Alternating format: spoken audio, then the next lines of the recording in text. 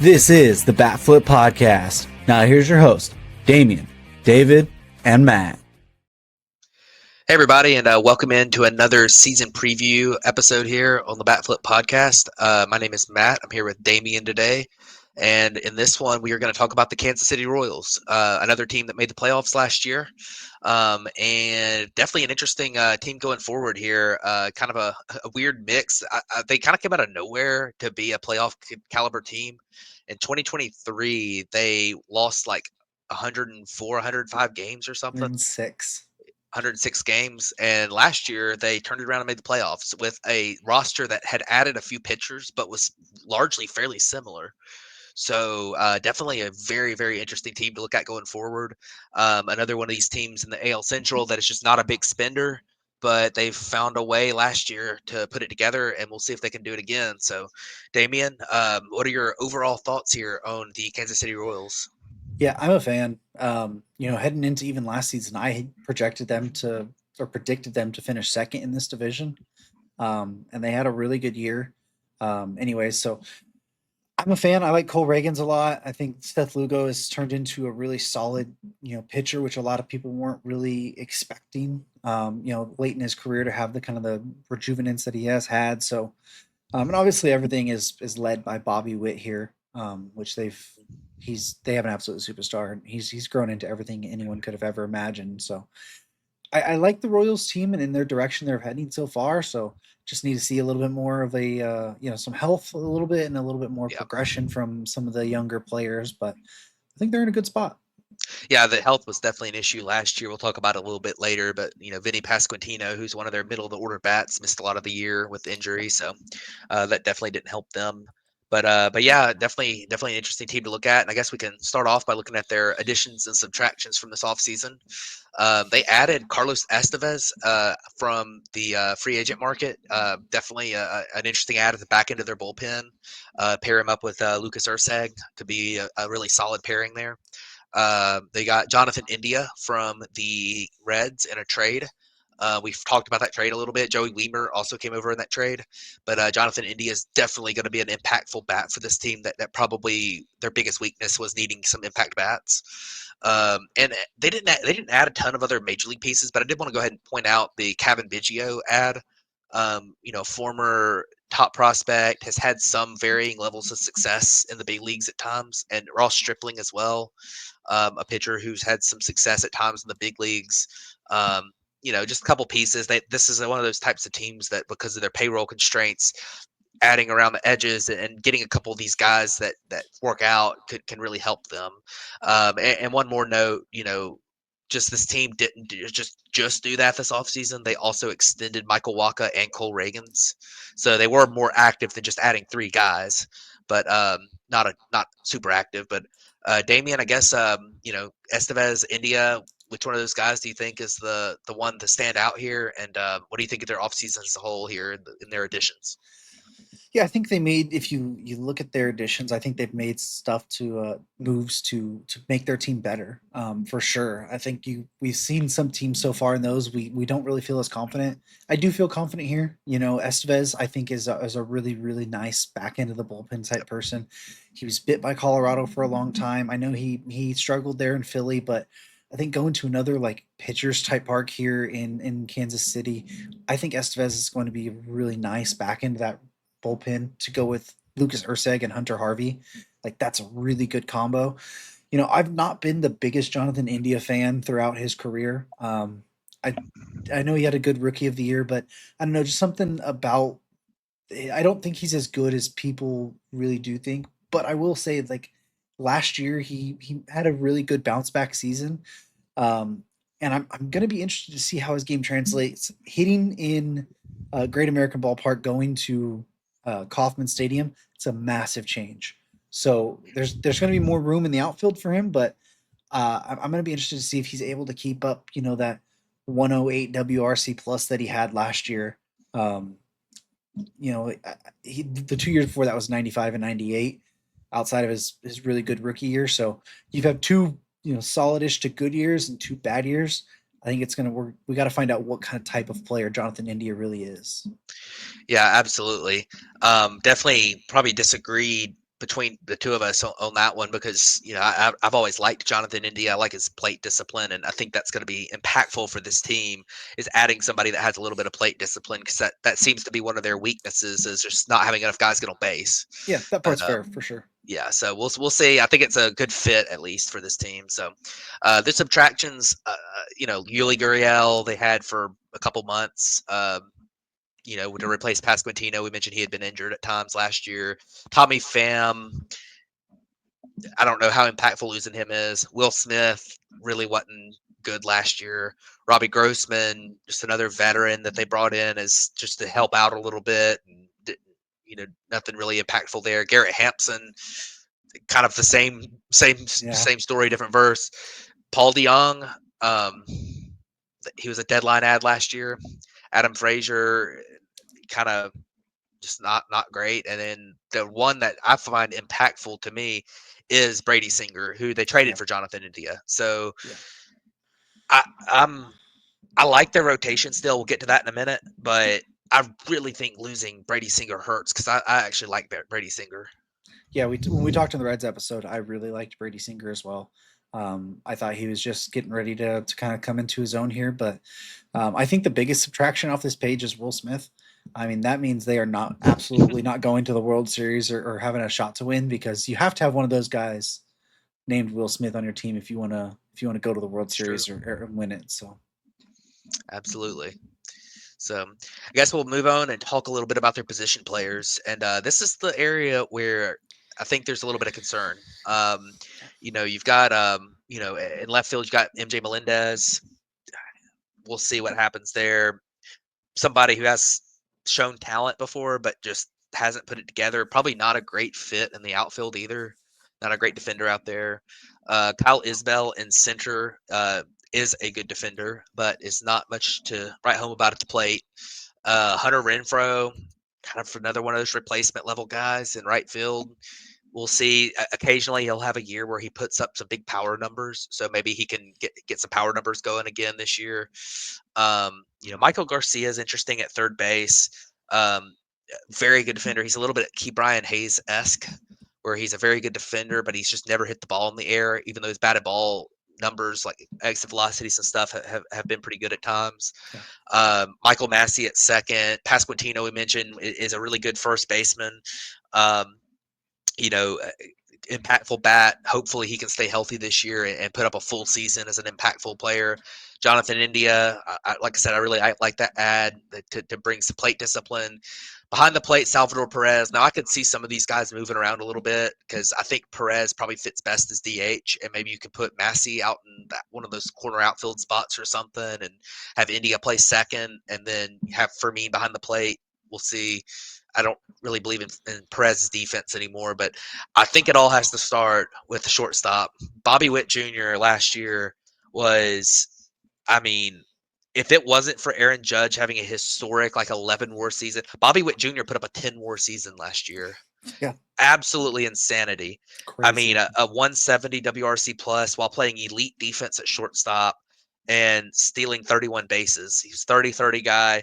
The strikeout rate's all the way down to 15% last year. Walk rate came up, almost doubled his walk rate over his career numbers. Bobby Witt Jr., man, there is not much else you can say about him. And look at that projection, 6.9 WAR, nice. But that is just an insane projection. We have not seen anything anywhere close to that. We've talked about guys like Jose Ramirez and some of these pitchers like Paul Skeens, and we haven't seen anything like 6.9 WAR projection. So Bobby Witt Jr., we got to talk about him as the driver of this offense. Yeah, I predicted him to win MVP last year, so I think I deserve a little bit of flowers for that one. But this offense is going to go wherever Bobby Witt Jr. leads them. Obviously, he can't do it all himself. He needs some help. He tried last year. He tried his damnedest to do it by himself. But they do need some help. It's interesting you mentioned maybe moving Massey to the outfield. There's been some talk, and I think even India's played some outfield so far this spring training. Yeah, that would be another one. There's been some talk that they could put him in left field.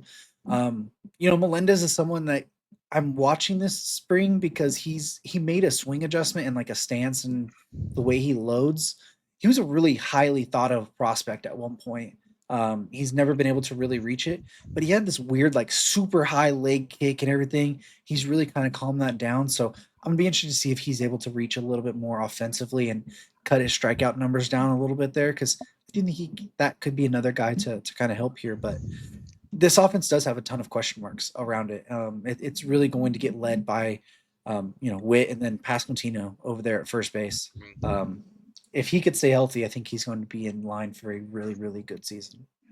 Yeah, I hope so. I really like Vinnie Pasquantino. I think seems like a cool dude. So, looking at their bench, Freddie Fermin, not Freddie Freeman, Freddie Fermin, backup catcher. I think he'll probably end up playing a decent amount at catcher, as Sal Perez is up there in age and is not exactly the best defensive catcher at this stage. They've got Nick Lofton as a backup infielder. Dayron Blanco is an interesting guy. He'll play in the outfield. His projection's not terrible for a bench player, .9 WAR, kind of in that 1 WAR range. And then Nelson Velasquez, not a ton to write home about with this bench. It's not the worst bench we've seen, but it's not great. And then the prospects to know. You got Jensen, who is a catcher, Carter Jensen. You've got Jack Caglione, Cross, I think Caden Cross, Gavin Cross. He was a former first-round draft pick and could factor in. We were talking about their outfield concerns. He is a corner outfielder. He's going to be at AAA to start the year. We'll see if he factors in at some point. And Javier Baz it's a middle infielder. Their middle infield seems pretty set right now, but maybe if Michael Massey struggles at second or something, they could have him come up at some point. But definitely looking at Caglione, it's going to be really interesting to see what his development looks like. He was the sixth pick in the draft and is this rare talent. But there's a lot of question marks there too. There's a lot of red flags. So I think that's kind of the big one to kind of look out for there. But. Yeah, I mean, he's got big time power. I think they focused on him as a hitter, but it would be interesting to see if they eventually try and see if they get something on the mound with him. I don't know if they will, but he did it at Florida, so I wouldn't be surprised if they were able to find something. And there's a real benefit to having, even if he were to pitch, I think enough innings just to qualify for the two-way player provisional. If it was in a couple mop-up duties and just here and there, whenever he gets up there, that would add basically an extra arm for them to use at some point, and basically allows them to get away with some extra stuff. So I wouldn't be surprised if they tried something like that. I know they focused on hitting so far, but it's an outside shot. Yeah. You might as well focus on hitting and let his arm rest after the college season last year. So yeah, we'll see. We'll see what happens there. We will move on now and talk about. Well, we just talked about some pitching, I guess, but we'll talk about more pitching. And we're going to start off by talking about how great Cole Ragans is and was last year. He was a castaway from the Texas Rangers because they just didn't like him for some reason. And since he has been with the Kansas City Royals, he has been absolutely incredible. Last year, a 3.14 ERA in 186 innings, put up a sub-3 FIP and almost 5 WAR. And I was a little bit skeptical of him because of his pedigree before last year, but now I'm full on board the Cole Ragans train. He had an excellent season last year, and I think he's not obviously in our last episode we talked about Tarek Skubal with the Tigers. He's not in that category yet, but he's in that second tier for sure. Yeah, I mean, but boy, what a matchup those games are to watch. Skubal versus Ragans.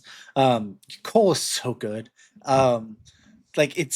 It's so wild that it was for Aroldis Chapman. I mean, Texas won the World Series, so it's I guess you can't really. Aroldis Chapman didn't help. He didn't, but they won, right? So I guess you say you traded someone away, you might as well win.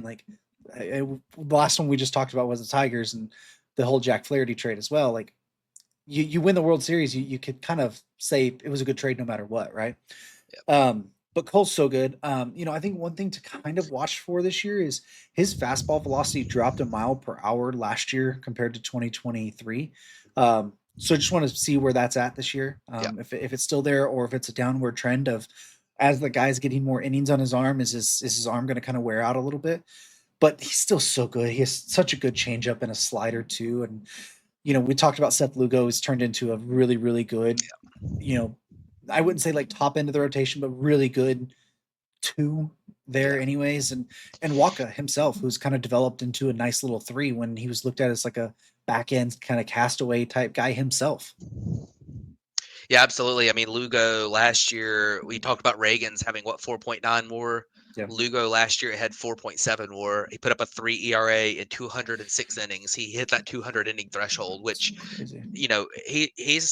he hasn't started a full season. His career high in innings before last year was 146, and he had spent the previous 4 years before that as a reliever, Yeah. full-time reliever. Really, the previous 5 years before that as a full-time reliever. So, the last time he had started games before 2023 when he was with the Padres was in 2017 when he started 18 games. So, I mean, Yeah. last year he put it together, had a great year. The metrics largely back that up, although not entirely. Um, the home run rate was really low. That is a part of this ballpark as well. But definitely like Seth Lugo as a good number two. Michael Wacha, I'm not a huge believer in Michael Wacha still. I know he's had a couple good years in a row, but I'm not. I'm just not. I'm not a giant believer in him and his stuff. But I mean the results. I mean last year 3.35 ERA and 166 innings, a 3.65 FIP. So largely backed up. I do think that there's chance for him to get blown up a few times because of just, Yeah. He's not the same type of guy as he was like in 2013 with the Cardinals or something, but No. he's still very solid. He's been consistent the last 3 years, been very good. So definitely, this three-headed monster is probably, you can, if things go right for this team again, like they did last year, that three-headed monster is as good as anybody's, really, just about. I mean, it really stacks up well with most teams in the league. Once you get behind that, Michael Lorenzen doesn't really inspire confidence in me. I'm just not super high on him, especially in the rotation. Now, if you have him as your long reliever and swing guy, maybe he's a little bit better in that role to me. But um, Chris Bubich here is. I'm very intrigued by what Chris Bubich can be. We did our breakout picks on our last episode of the pod, and he was my honorable mention. And I really like what he can be. Had shown some real improvements before his injuries. So we'll see if he's able to get that stuff back and contribute in the rotation here. And it's also worth mentioning Kyle Wright was traded here from the Braves at the end of 2023. He didn't pitch last year with shoulder surgery. We don't know exactly when he's going to come back this year, but if you replace Lorenz in there with Kyle Wright in that starting rotation, that makes it a very, very good rotation. Because if Kyle Wright is, no pun intended, right, I mean, he's won. I know wins aren't a good statistic, but he's a 20-game winner in the big leagues, and he was Yeah.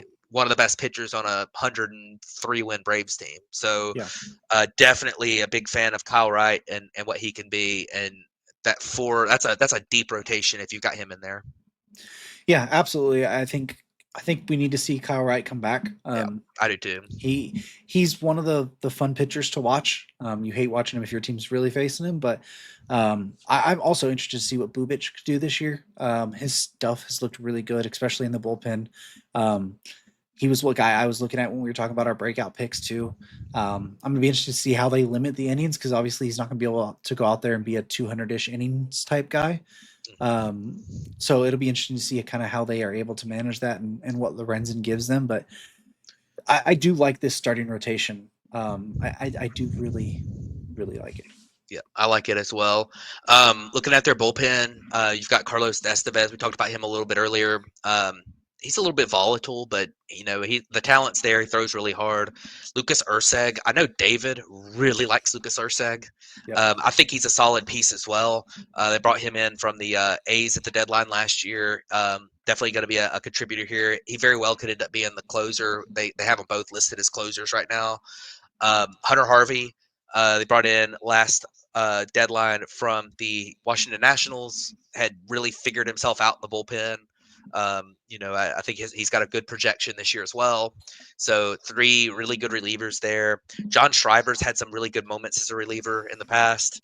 And then you got, the guys that fill out the rest of this aren't terrible. Angel Zerpa is an interesting lefty. Chris Stratton's a veteran lefty. He's been around a long time. Sam Long, he's got an interesting curveball.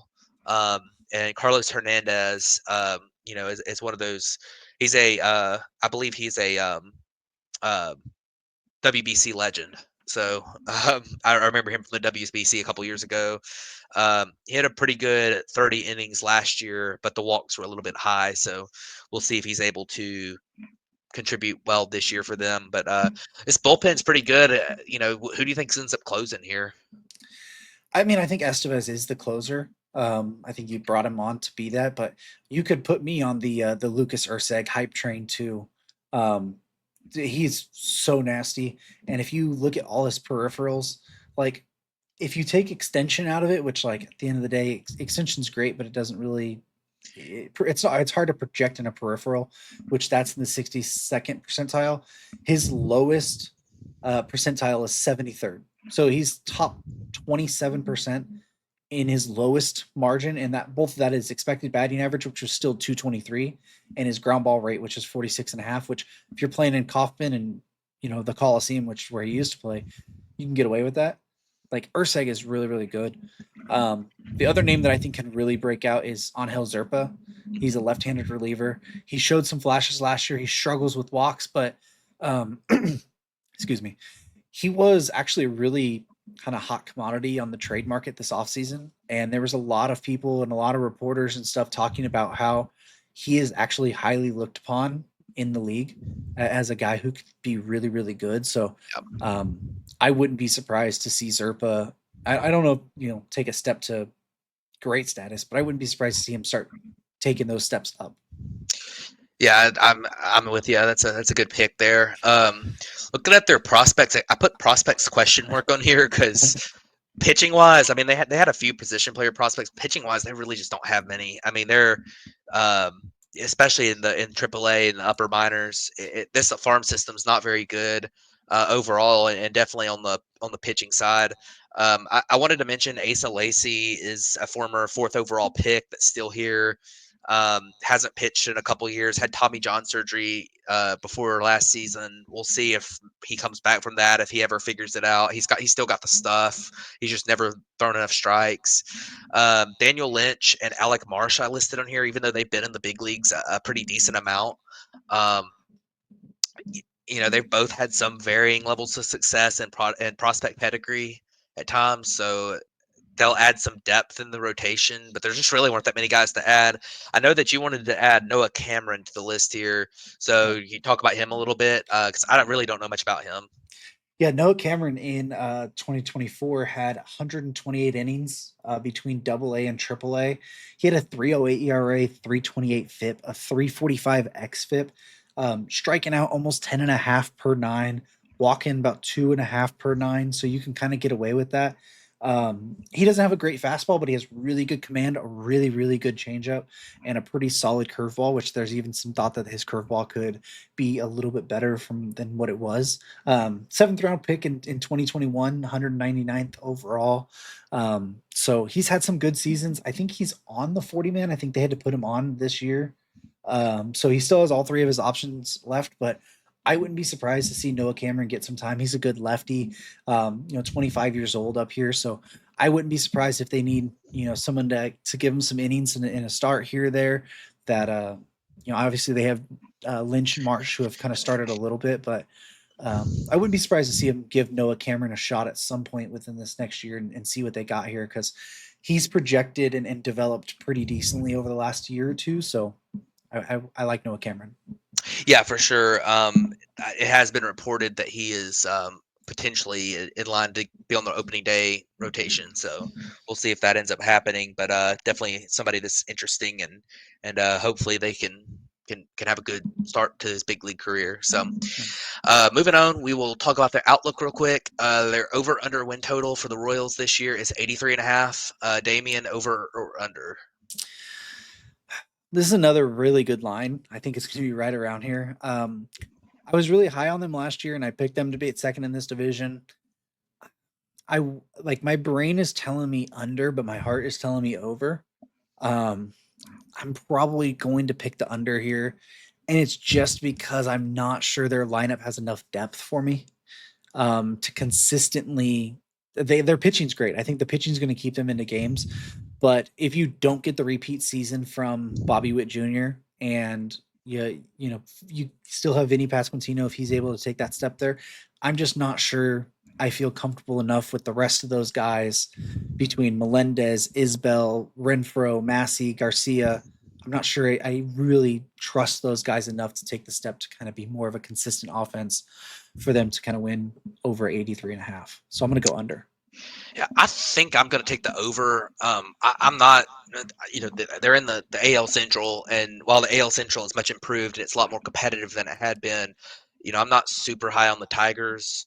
I did take the over on them, but barely. And then the White Sox are you're gonna eat some wins against the White Sox, so eat some W's, but yeah, I'm going to take the over here. I really like their pitching. I think if their pitching stays healthy, now that there is a little bit of a depth concern there, once you get past their current rotation and maybe like one or two more guys, there's definitely a depth concern. Yeah. But I really like this pitching staff. I like their bullpen too. I think they're going to be really solid, definitely good enough to contend in this division. They're over under to make the playoffs. They're basically a 50-50 bet to make the playoffs right now, plus 110. I would not be surprised to see them in October again. They were there last year. Their odds to win the Central, plus 270. I think that's the same as we had with the Tigers. So definitely a team that has a good shot to win their division. And then the odds to win the World Series, plus 3,000. I don't think this team, once they get into October, is really a true World Series contender. But I definitely believe that the Royals could be a nuisance to somebody if they get in the first round with that pitching rotation. So just like they were last year, I believe they beat the Orioles last year, didn't they? Yes. So and the Orioles won around 100 games, so that was an impressive result for the Royals. But Damien, any final thoughts on Kansas City this year? No, I think we've kind of hit it all on the head here where they're at, and I think they're going to be led by Bobby Witt, Vinnie Pasquantino, and Cole Ragans, and where they take them. So hopefully those guys are able to stay healthy, and hopefully we're able to see that next step from a guy like Vinnie Pasquantino. I think a lot of people want to see him succeed and take that step into kind of a more of a star level player that we think he can be. So just got to hope that 2025 is the year for that. Absolutely. Well, that'll wrap it up for us. So don't forget, like, comment, subscribe. Appreciate you for tuning in, and we will catch you on the next one.